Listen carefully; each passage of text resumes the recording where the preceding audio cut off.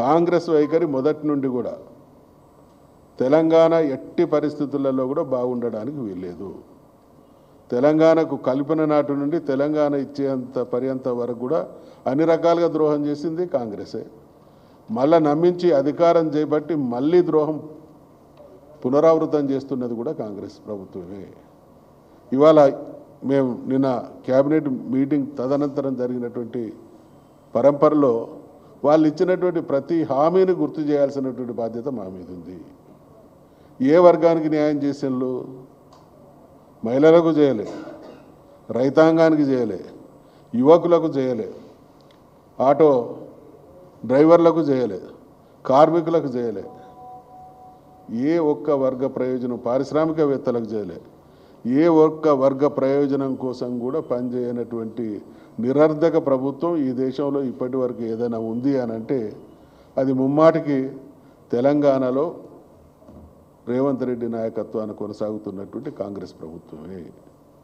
ఇక్కడ వైరుధ్యం ఏంటంటే తెలంగాణ సాధించినప్పుడు అనేక ప్రతికూల పరిస్థితులు ఉన్నప్పటికీ దేశంలో ఏ రాష్ట్రంలో ఏ ప్రభుత్వం అమలు చేయని సాకారం చేయనటువంటి అద్భుతాలను తెలంగాణలో ఒక కొత్త ప్రభుత్వం ఒక ఉద్యమ నాయకుడు చేయగలిగితే సుదీర్ఘమైనటువంటి చరిత్ర ఉన్నదని చెప్పుకునేటువంటి పార్టీ, దేశాన్ని పాలించినటువంటి పార్టీ చక్కటి రాష్ట్రాన్ని చేతిలో పెడితే మళ్ళీ చిందరవందరగా చేస్తున్నటువంటి పరిణామాలు కొనసాగుతూ ఉన్నాయి. నిన్నటి క్యాబినెట్ మీటింగ్ ద్వారా ప్రజలకు ఆశించినటువంటి ప్రజలు అనేక రకాలైనటువంటి భావనలతో నమ్మకంతో ఉంటారు. క్యాబినెట్ సమావేశం జరుగుతున్నది అనంటే స్టేట్ అటెన్షన్ అంతా కూడా ప్రభుత్వం తీసుకునేటువంటి నిర్ణయాలపైనే ఉంటుంది. ఇవాళ వాళ్ళు ఇచ్చినటువంటి హామీల విషయంలో చాలా ఘోరమైనటువంటి వెనుకడుగు. ఇక చాలా విషయాలు ఈ స్కీముల విషయాలు ఒక్కొక్కటి చెప్పాలంటే 420 చెప్పాల్సి వస్తుంది. కాబట్టి వెరసి మేము చెప్పేది అన్ని విషయాలలో ఘోరమైనటువంటి వైఫల్యం ఒకవైపు తెలంగాణ ప్రజానికానికి అందిస్తూనే మరొక వైపు మేము అద్భుతమైనటువంటి పాలన అందిస్తామని మాటలు, దేశానికి ఆదర్శవంతమైనటువంటి రాష్ట్రంగా తెలంగాణను తీర్చిదిద్దుతామనేటువంటి మాటలు మాట్లాడుతూ ఉంటే నిజ జీవితంలో వాళ్ళు మనకిస్తున్న బాధలు కానీ మాటలు కోటలు దాటుతూ ఉన్నాయి కానీ కాళ్ళు కడప దాటలేనటువంటి పరిస్థితి ఈరోజు కొనసాగుతూ ఉన్నది. కాబట్టి క్యాబినెట్ మీటింగులు పెట్టినా, శాసనసభ సమావేశాలు పెట్టినా, బహిరంగ సభలు చెప్పి మాట్లాడినా ప్రజలకు ఒరిగింది శూన్యం. కాబట్టి ఈ 18 మాసాల కాలం తెలంగాణ పాలిట చీకటి కాలం. ఇక వీళ్ళ అన్నిటికన్నా గొప్పగా దేశంలో కాంగ్రెస్ ఈ ప్రభుత్వానికి వస్తున్నటువంటి గొప్ప పేరు ఏంటంటే కమిషన్ల ప్రభుత్వం. ఎక్కడ చూడు ఎవరిని కదిలించినా, ఏ ఫైల్ కదలాలన్నా, ఎవరికి బిల్లు రావాలన్నా, ఏ పని జరగాలన్నా వెరసి కమిషన్ల మయమై రాష్ట్రాన్ని అన్ని రకాలుగా తెలంగాణ రాష్ట్రం కేసీఆర్ గారి పాలన సాగినటువంటి సమయంలో దేశంలో ప్రపంచంలో ఎక్కడ చర్చించబడ్డా ఒక అద్భుతమైనటువంటి తెలంగాణ గురించి మాట్లాడుకున్నాం.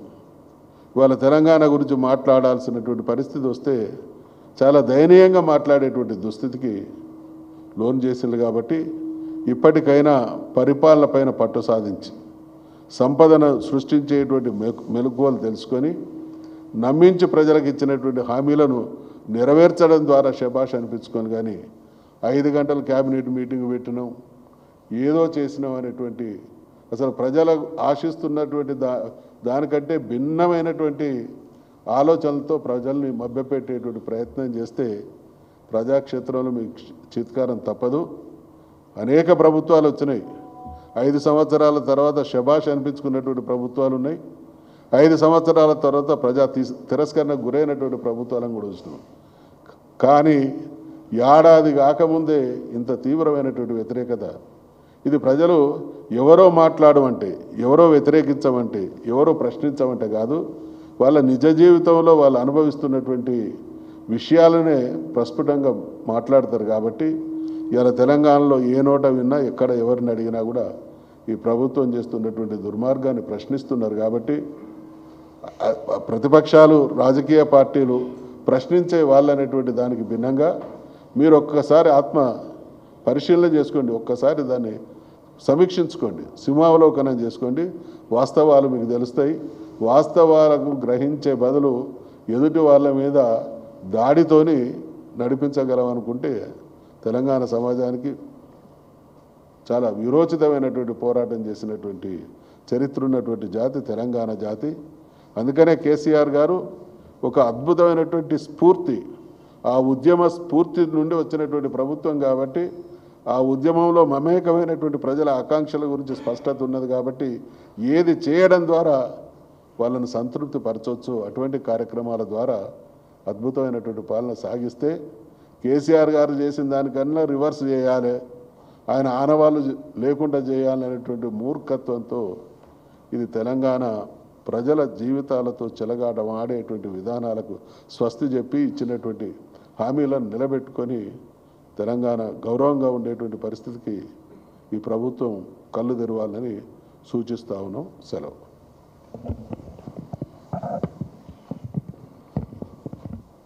ఎలక్ట్రానిక్ ప్రింట్ మీడియా మిత్రులకు అందరికీ నమస్కారం. పెద్దలు మధుసూదనాచారి గారు చెప్పినట్టు క్యాబినెట్ సమావేశం కానీ 18 నెలల రేవంత్ రెడ్డి పరిపాలన కానీ తెలంగాణ ప్రజల ఆకాంక్షల్ని సరైనటువంటి రీతిలో ఆవిష్కరించలేదు సరికదా, ఆకాంక్షల మీద మట్టి పోసేటువంటి ప్రయత్నం చేసింది, ఎగబెట్టేటువంటి ప్రయత్నం చేసింది, మోసం చేసేటువంటి ప్రయత్నం చేసింది అనేటువంటి విషయం ఇవాళ అన్ని వర్గాలు అర్థం చేసుకుంటా ఉన్నారు. అందులో భాగంగానే ఉద్యోగులకు సంబంధించి నిన్న జరిగినటువంటి క్యాబినెట్ మీటింగ్ లక్షలాది మంది ఉద్యోగుల్ని తీవ్రంగా నిరాశపరిచింది. ఉద్యోగులందరూ కూడా, ఎందుకంటే క్యాబినెట్ సబ్ కమిటీ వేసినరు, బట్టి విక్రమార్క గారు 2 సందర్భాల్లో మాట్లాడినరు, ముఖ్యమంత్రి గారు చెప్పినరు, అధికారుల కమిటీ వేసినరు. ఇన్ని కమిటీల సుదీర్ఘ కసరత్ తర్వాత ఏదో గుట్టందవి గులకరాయిని పట్టినట్టు 5 డిఏలు పెండింగ్లో ఉంటే కేవలం 1 డిఏ మాత్రమే ఇచ్చి, భారతదేశ చరిత్రలో ఎప్పుడు కూడా డిఏ 6 నెలల తర్వాత 1 డిఏ ఇస్తామని చెప్పిన ప్రభుత్వాన్ని మేము ఈ 4 దశాబ్దాలుగా చూడలేదు. ఏ ప్రభుత్వం కూడా డిఏల విషయంలో మీరు మేనిఫెస్టోలో చాలా స్పష్టంగా అభయస్థంలో పెట్టినరు. మేము రాగానే 3 డిఏలు వెంటనే చెల్లిస్తామన్నారు. మీరు వచ్చినాక 3 డిఏలు యాడ్ అయినాయి. 6 డిఏలకు ఒక డిఏ ఇచ్చి మిగతా డిఏలు మేము 1 డిఏ ఇస్తాం ఇక లేదు అనేటువంటి పద్ధతిలో మాట్లాడడం అనేటువంటిది ఇలా ఉద్యోగులకు సంబంధించినటువంటి తీవ్రమైనటువంటి ఆగ్రహాన్ని తెప్పిస్తున్నది అనేటువంటి విషయాన్ని మేము ఈ సందర్భంగా గుర్తు చేస్తూ ఉన్నాం. మీరు కేసీఆర్ గారు 2 సందర్భాల్లో, ఒకసారి 43, ఒకసారి 30, 73% ఫిట్మెంట్ ఇచ్చి భారతదేశంలోనే తెలంగాణ ఉద్యోగుల్ని వేతనాల్లో అగ్రభాగాన ఉంచితే రేవంత్ రెడ్డి గారు వచ్చిన తర్వాత ఈ 18 నెలల పరిపాలనలో 16% డిఏ ఇవ్వకపోవడం వల్ల ఇవాళ తెలంగాణ ఉద్యోగుల వేతనాలు అన్ని రాష్ట్రాల కంటే కూడా తక్కువగా మారినటువంటి నేపథ్యాన్ని చూసాం. కేసీఆర్ గారేమో తెలంగాణ ఉద్యోగుల అగ్రభాగాన్ని నిలిస్తే రేవంత్ రెడ్డి గారేమో దిగువ భాగాన్ని నిలిపిండి అనేటువంటి విషయాన్ని మేము ఈ సందర్భంగా గుర్తు చేస్తాం. ఈ ఒక్కటే కాదు, నిన్న ప్రధానమైనటువంటి డిమాండ్లు, రిటైర్ అయినటువంటి ఉద్యోగులు దాదాపు 12,000 మంది ఉద్యోగులు రిటైర్ అయితే వాళ్ళకు రావాల్సిన 11,000 కోట్ల రూపాయలు రిటైర్ అయిన ఉద్యోగులకు కానీ, అట్లాగే ఇప్పుడున్నటువంటి ఉద్యోగుల రకరకాల భత్యాలు, ఇవన్నీ కూడా 11,000 కోట్లు ఇవ్వాలంటే మేము నెలకు 700 కోట్లు ఇస్తామని మాట ఇచ్చారు. గతంలో కూడా రోజు 2 కోట్లు ఇస్తామని ₹1 ఇవ్వలేదు. ఈ 700 కోట్లు కూడా ఇస్తారా లేదా అనేది కూడా ఇవాళ ఉద్యోగులకు అందరికి కూడా అనుమానం మొదలైంది. మీరు చెప్పిన 700 కోట్లు ఇచ్చిన సంవత్సరంన్నర కాలం అవుతుంది రిటైర్ అయిన ఉద్యోగులకు డబ్బులు రావాలంటే. ఇప్పటికే రిటైర్ అయ్యి సంవత్సరంన్నర అయింది, మీ డబ్బులు తీసుకోవాలంటే సంవత్సరంన్నర అవుతుంది. అంటే రిటైర్ అయిన ఉద్యోగులకు 3 సంవత్సరాలు దాటితే తప్ప వాళ్ళ ప్రయోజనాలు వచ్చేటువంటి అవకాశం లేదు. మళ్ళీ వచ్చే 1.5 సంవత్సర కాలంలో 15,000 మంది రిటైర్ అవుతారు. మళ్ళీ వాళ్ళకి ఎప్పుడు ఇస్తారు అనేటువంటిది కూడా ఇవాళ ప్రశ్నార్థకంగా మారిందనేటువంటి విషయాన్ని మేము ఈ సందర్భంగా గుర్తు చేస్తాం. అందుకే మేము అనేక సందర్భాల్లో డిమాండ్ చేసినాం, ఈ 11,000 కోట్ల రూపాయలని మీరు 2 విడతలో 3 విడతలో చెల్లించి క్లియర్ చేయండి. ఇవాళ రిటైర్ అయిన ఉద్యోగులందరూ కూడా తాము కన్నీళ్లు గారుస్తూ ఉన్నారు. తమ దైనందిన జీవితం నడవక చాలా ఇబ్బందులు పడుతున్నటువంటి నేపథ్యంలో ఇవాళ 13-14 కుటుంబాలని ఇవాళ కన్నీళ్లమయం చేస్తూ ఉన్నారు. దీన్ని ఇప్పటికైనా రిటైర్ అయిన ఉద్యోగులకు సంబంధించినటువంటి బిల్లుల మీద పునరాలోచించాలని మేము ఈ ప్రభుత్వాన్ని డిమాండ్ చేస్తూ ఉన్నాం. అట్లాగే ఇంకొక పిఆర్సీ విషయంలో ఇక డిఏలు ఈ పరిస్థితి ఉంటే పిఆర్సీ అయితే ఊసేలేదు. కేసీఆర్ గారు జూలై 23న రావాల్సినటువంటి పిఆర్సీని వెంటనే కమిటీ వేసి 5% ఇంటీరియం రిలీఫ్ ఇచ్చాడు. ఇవాళ ఈ ప్రభుత్వం 18 నెలలు అయింది, పిఆర్సీ ప్రస్తావనే లేదు. ఇవాళ పిఆర్సీకి సంబంధించినటువంటి అంశం కూడా ఇవాళ పూర్తిగా కనుమరుగైపోయినటువంటి వాస్తవాన్ని మనం చూస్తూ ఉన్నాం. కాబట్టి ఉద్యోగులకు సంబంధించినటువంటి ఏ ఒక్క విషయం కూడా నిన్న పరిష్కారం కాలేదు. అట్లాగే ఎంప్లాయ్మెంట్ హెల్త్ స్కీమ్ కూడా వైద్య ఆరోగ్య శాఖ మంత్రిగా హరీష్ రావు గారు తీవ్రమైనటువంటి కసరత్తు చేసి అక్టోబర్ 23లో 186 జీవో తీసుకొచ్చారు. ఆ 186 జీవోను అమలు చేస్తామనేటువంటి మాట మాట్లాడిండ్రు తప్ప విధి విధానాల మీద స్పష్టత లేదు. డిఏ ఏరియర్స్ 28 నెలలు ఇస్తారట. ఏరియర్స్ 28 నెలల వాయిదాలు పెడతామని చెప్పిండ్రు. ఆ 28 నెలల వాయిదాలు ఎప్పటి నుంచి ప్రారంభమవుతాయి, మళ్ళీ పిఆర్సీ వచ్చినా కూడా కంటిన్యూ అవుతాయా తెలియనటువంటి పరిస్థితి. కాబట్టి ఇప్పటికైనా ప్రభుత్వం వెంటనే ఉద్యోగ సంఘాలను పిలిచి మళ్ళీ పునరాలోచన చేసి ఉద్యోగులకు సంబంధించినటువంటి న్యాయమైనటువంటి డిమాండ్లనన్నీ కూడా మేము పరిష్కరించాలని డిమాండ్ చేస్తూ ఉన్నాం. ఎందుకంటే గతంలో కూడా ఉమ్మడి రాష్ట్రంలో తెలుగుదేశం ప్రభుత్వం అధికారంలో ఉన్నప్పుడు 9 డిఏలు పెండింగ్లో ఉండే.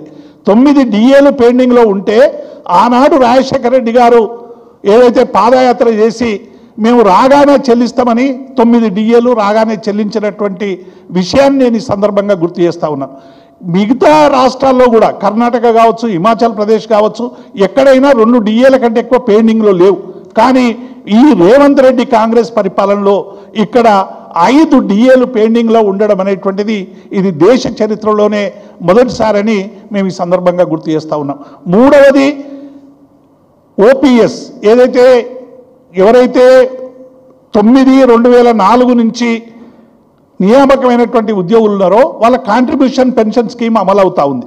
వాళ్ళని అది తీసేసి మేము నూతన ఈ పెన్షన్ విధానానికి పాత పెన్షన్ విధానానికి మేము తెస్తామని ఇలా ఈ మేనిఫెస్టోలో అభయహస్తంలో పెట్టిండ్రు. కానీ అభయహస్తంలో పెట్టినటువంటి మాటను కనీసం ఒక కమిటీ వేసో ప్రస్తావించో ఎటువంటి పరిష్కారం కూడా చేయలేదు. కాబట్టి 9 డిఏలు ఇవ్వనటువంటి చంద్రబాబు నాయుడుకు ఆ రోజు తెలంగాణ ప్రజలు తెలంగాణ ఉద్యోగులు ఎట్లా బుద్ధి చెప్పినరో ఇవాళ ఈ కాంగ్రెస్ ప్రభుత్వానికి కూడా అదే బుద్ధి చెప్పాల్సినటువంటి పరిస్థితి రాకుండా చూసుకోవాలని మేము కాంగ్రెస్ పార్టీకి విజ్ఞప్తి చేస్తూ ఉన్నాం. అట్లాగే గతంలో ప్రభుత్వానికి సంబంధించినటువంటి అనేక విధానాలు ఇవాళ చిన్న విషయాలు కూడా కార్లకు హైర్ తీసుకుంటే మేము వాటిని చెల్లిస్తామని క్యాబినెట్ చెప్తుంది. క్యాబినెట్లో విధానపరమైన నిర్ణయాలు చెప్పాలి కానీ ఒక కలెక్టర్ తీసుకునే నిర్ణయం, ఒక హెచ్ఓడి తీసుకునే నిర్ణయం, ఒక హెడ్ ఆఫ్ ది డిపార్ట్మెంట్లో ఒక అధికారి తీసుకునేటువంటి నిర్ణయాన్ని కూడా ఇలా క్యాబినెట్ నిర్ణయాలుగా ప్రకటిస్తూ ఉద్యోగుల్ని భ్రమింపజేసేటువంటి ప్రయత్నం చేస్తూ ఉంది. ఎందుకు ఇన్ని చెప్పిందంటే మేము 25 పరిష్కరించడం 30 సమస్యలు పరిష్కరించడం అని చెప్పడానికి నంబరింగ్ తప్ప ఏ ఒక్క సమస్యను సంపూర్ణంగా పరిష్కరించలేదు. ఇప్పటికైనా మేమందరం కూడా డిమాండ్ చేసేది వెంటనే 3 డిఏలు తక్షణం చెల్లించాలి. పిఆర్సీకి సంబంధించినట్టు ఒకవేళ లేట్ అయితే ఇంటీరియం రిలీఫ్ అనేటువంటి విషయం ఆలోచించాలి. హెల్త్ స్కీమ్ మీద యూనివర్సిటీ ఉద్యోగులకు, కాంట్రాక్ట్ ఉద్యోగులకు, అవుట్సోర్సింగ్ ఉద్యోగులకు అందరికీ ఈహెచ్ఎస్ అమలు చేయాలని చెప్పి మేము ఈ సందర్భంగా డిమాండ్ చేస్తూ ఉన్నాం. Thank you. జై తెలంగాణ.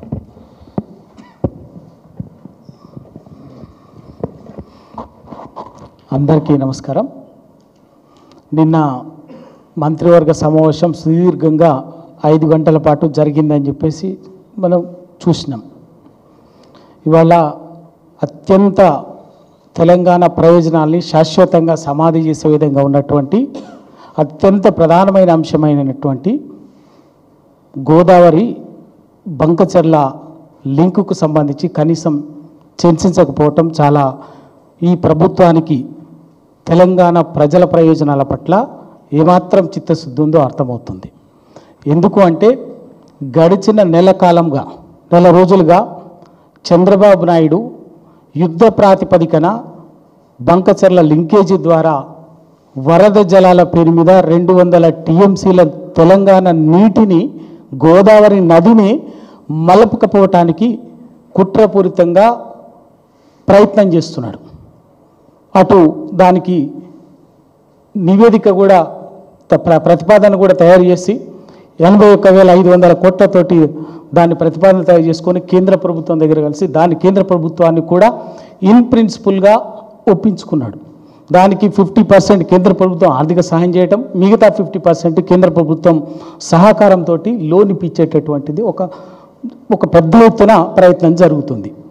ఇది గతంలో ఏ విధంగానైతే కృష్ణానది పైన ఉన్నటువంటి కృష్ణానదిలో తెలంగాణకు ఏ విధంగా అయితే అన్యాయం జరిగిందో ఉమ్మడి రాష్ట్రంలో, ఇవాళ తెలంగాణకు ఉన్నటువంటి గోదావరి మిగిలిన గోదావరి జలాలే, ఆ గోదావరి జలాలని కూడా గతంలో ఏ విధంగానైతే కృష్ణా జలాల్ని తరలించుకుపోయినారో ఇవాళ గోదావరి నదిని మలపై ఒక కుట్ర జరుగుతుంది.